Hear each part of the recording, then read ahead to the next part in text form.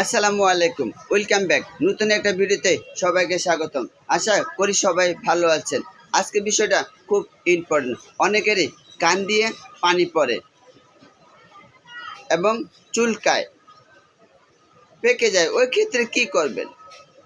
ওই ক্ষেত্রে আমি আপনাদেরকে বলতেছি, যদি কান পেকে যায় তাহলে জ্যান্টো এচি ভালো করে দেখে নেন। জ্যান্টো এচি 2 ফোঁটা করে দিনে 3 বার দেন এবং যেটা পাকে গেছে ওটা শুকানোর জন্য লেব্যাক ক্যাপসুল। অ্যাডাল্টদের জন্য দৈনিক 2 বার, সকালে আর রাত্রে খাওয়ার পরে। আর যদি ব্যথা করলে কি খাবেন? রোলাক রোলাক ট্যাবলেট, সকালে একটা, রাত্রে একটা খাওয়ার পরে।